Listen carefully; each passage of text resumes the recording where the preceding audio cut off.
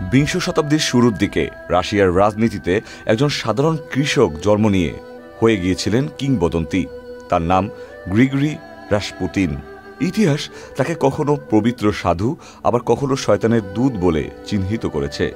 1869 সালে সাইবেরিয়ার একটি ছোট্ট গ্রামে জন্ম নেন রাসপুতিন। ছোটবেলা থেকেই তিনি ছিলেন অদ্ভুত ধরনের, একদিকে ধর্মভক্ত, অন্যদিকে অশান্ত স্বভাবের। গ্রামের মানুষ বিশ্বাস করত তার মধ্যে অলৌকিক চিকিৎসা ক্ষমতা আছে। সময়ের সাথে সাথে তিনি পৌঁছে যান রাশিয়ার রাজধানী সেন্ট পিটার্সবার্গে। সেখানেই ঘটে তার জীবনের সবচেয়ে বড় মোড়। তিনি পরিচিত হন রাশিয়ার রাজ পরিবার রোমানভ রাজবংশের সঙ্গে।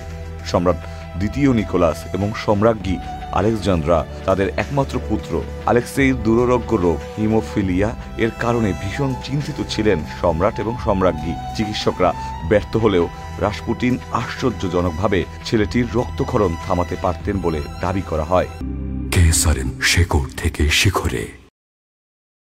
এখান থেকেই রাজ পরিবারের ওপর তার প্রভাব বাড়তে থাকে। সম্রাজ্ঞী আলেকজান্দ্রা তাকে প্রায় ঈশ্বরের দূত মনে করতে শুরু করেন। কিন্তু সমস্যার জায়গা হলো রাসপুতিনের জীবনযাপন ছিল একেবারে বিতর্ক। বাইরে তিনি সাধু, কিন্তু গোপনে তাকে নিয়ে গুজব ছড়ায়। মদ্যপান, নারী আসক্তি আর ক্ষমতার অপব্যবহার। রাজনীতিতেও তিনি হস্তক্ষেপ শুরু করেন। প্রথম বিশ্বযুদ্ধ চলাকালীন সময়ে সম্রাট ফ্রন্টে গেলে সম্রাজ্ঞী আলেকজান্দ্রার ওপর তার প্রভাব বেড়ে যায়। অনেক গুরুত্বপূর্ণ সিদ্ধান্তে নাকি রাসপুতিনের মতামত নেওয়া হতো। এতে ক্ষিপ্ত হয় অভিজাত শ্রেণী। তারা তাকে রাষ্ট্রের জন্য বিপজ্জনক ভেবে সিদ্ধান্ত নেয় রাসপুতিনকে হত্যা করা হবে। 1916 সালের ডিসেম্বরে এক রাতে একদল অভিজাত তাকে ডেকে পাঠায়। তাকে বিষ মেশানো মিষ্টি খাওয়ানো হয়, কিন্তু আশ্চর্যের বিষয় তাতেও তিনি মারা যাননি। পরে তাকে গুলি করা হয়, তারপর পানিতে ফেলে দেওয়া হয়। অবশেষে তার মৃত্যু হয়, কিন্তু মৃত্যুর পরেও তাকে ঘিরে রহস্য আরো বেড়ে যায়। অনেকে বলে রাসপুতিনের অভিশাপই শেষ পর্যন্ত রোমানভ সাম্রাজ্যের পতনের কারণ।